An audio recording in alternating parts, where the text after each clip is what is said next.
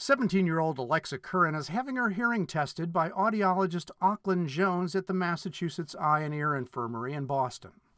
And I just want you to raise your hand every time you hear a beep, even if they're very soft sounds. Okay. I realized how loud even the lunchroom is, and when I'm going home listening to my music, and if we're going to concerts or even sports events, professional sports, and even at our school, the sports games are really loud. So on a daily basis, I'm really exposed to a lot of loud noise. About 1 out of 5 adolescents in the United States has at least some evidence of hearing loss. And moreover, about 1 out of 20 has at least mild hearing loss. Dr. Joseph Shargorodsky studied data from hearing tests performed on 12 to 19-year-old young people participating in a federal study. The first group was tested from 1988 through 94, and the second group from 2005 through 2006.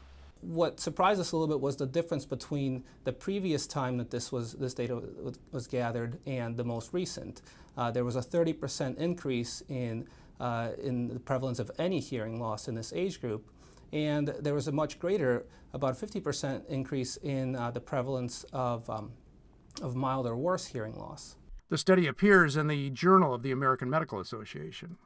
In this study, the associations we found were that girls were less likely to have hearing loss, and people living below the federal poverty threshold had more hearing loss. Researchers say high-frequency hearing loss was much more common than low-frequency hearing loss. Most classrooms in this country, on average, will have somebody with hearing impairment, and at the very least, it should be recognized. Although Alexa's hearing is good, a school project she conducted on hearing loss gave her and her classmates a much greater appreciation for their hearing. Once you lose it, it's not coming back, so just be careful with how much noise exposure you have. Amen, girl. I'm John Hammerly. Listen up.